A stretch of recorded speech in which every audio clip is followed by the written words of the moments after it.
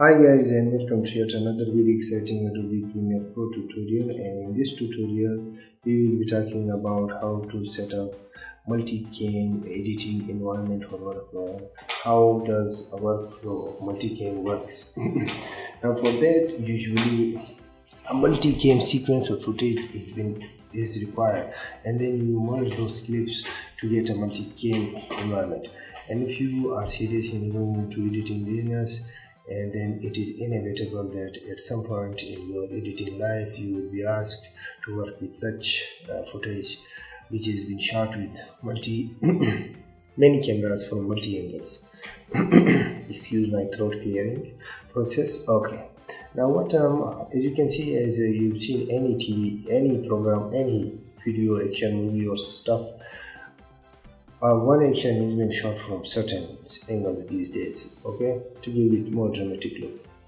Now unfortunately we do not have, and actually I do not have, a multi-cam footage with me. So what I'm gonna do is I'm gonna combine these two different footage, which one is a trailer, one is a better action scene from the Avengers. So I'm gonna tell you the workflow, but can be applied to the multi-cam stuff. But in the future, when I do acquire a multi-cam footage, I'm gonna make a tutorial for you. If you guys insisted on it, alert in the comment section and like the video, this video alert. So let me know if you guys did wanted it and the request for alert from you guys. Then I'm gonna go to any length to acquire and create a multi-cam footage and to make a proper tutorial for it. But I'm gonna just want to tell you the process and the workflow in this tutorial. So first of all, select your clip. It can be more than two. I'm just trying to demonstrate the point. Then right click on them, then come to this option where it says create multi-camera source sequence. Click on it. Okay, once you are in here, then you have many options. First of all, you can combine video clips, audio clips, and custom whatever. Okay, then now the synchronization between these two clips will occur at in point. I'm going to choose in points. I can choose out points also, but I'm going to choose in point. You can also do the time code. If your cameras had been set with a certain time code, for example, or all your cameras were set with a time code, and you want to use their time code. For example, you start shooting at exact 9 p.m. in the night. You can give that time code to it, and that time code would be used by the software, the Premiere Pro, to synchronize your video footage. If you want to use the time code of one camera or many camera, then this checkpoint is for that. Check it or leave it if you don't want it. Or if you want to ignore hours, just want the time code to be synchronized on seconds and minutes, this checkpoint is for that purpose. Okay, but most of these days audio tracks or audio waveform are used to synchronize video clips, as I've shown you in a previous tutorial of one of mine, in which how to synchronize audio of good quality with the audio of bad quality that have been recorded on two different, one high quality pricey microphone and one with low quality. If you want to change the audio quality of or the camera recorded audio waveform with the high quality waveform, that can be done by the software. Premiere Pro does that very well, and I have already tutorial on that. And in here, for creating multi-camera source sequence, that audio form or that process or that method is also used. So most of the people does use that.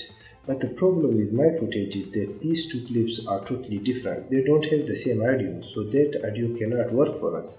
If I click OK, it's going to give me an answer that it cannot be synchronized. Of course, it cannot be synchronized. They are totally different clips. They do not have the same audio.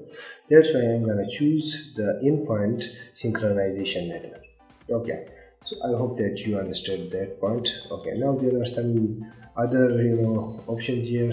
Sequence preset, you can choose anything, 1080p, 720p and stuff, and they are plethora, and you can get really lost in these presets. Whatever you want, I just click on automatic, whatever is best.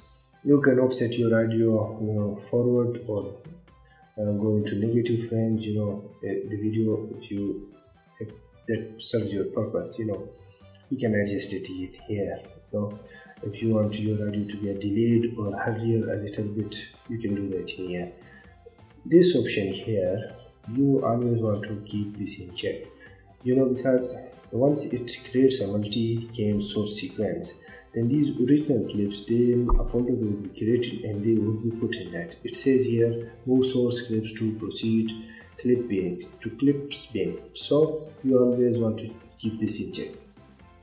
Now in here, this option, let me talk about this option, sequence setting. Okay, now the sequence should be set to camera 1. It means that one camera audio is set, which is the audio option, and the other camera's audios will be ignored. And the editing of video will only occur. But if you choose this one, whenever you edit a video, then the audio track will be also edited and it will be cut. For example, there is camera A here, it has a microphone and it is audio, and there is a camera B and it is also microphone and its own audio. When in Premiere Pro you start to take the footage of one, and then you edit that point and then start in your timeline or start showing the footage of the number 2 camera, then if you choose this option, then the audio would also switch to this camera microphone. But if you choose this one, the footage would only change, but the only one audio track would be used for all of the video clips, which is the best option, I think, in my case. And I think in multi-cam environment, the program is one, the dialogues is one, the environment is one. You do not need to change your audio clips. But in my sequence, in my case, I do need to change them. Why? Because my audio is also changed or different in these two footages. So audio channel presets, you can give them mono, stereo, and anything else. I always keep it automatic. And there are some more options, you can learn about them in the end menu. If you are not connected with it, go to net and learn it. Okay, so I'm gonna click OK and see what happens now. As you can see, now our sequence, actually multi-cam source sequence was created. The last time it was not created because these are two different clips, and a folder or proceed clips folder has been created, and our original footage or clips have been thrown in there. So this is how you create a multi-camera source sequence. In the next tutorial, I will show you how to edit this and how to work with this. I hope you learned how to create multi-cam source sequence and enjoy this tutorial, and I hope to see you in the next tutorial. Goodbye for now.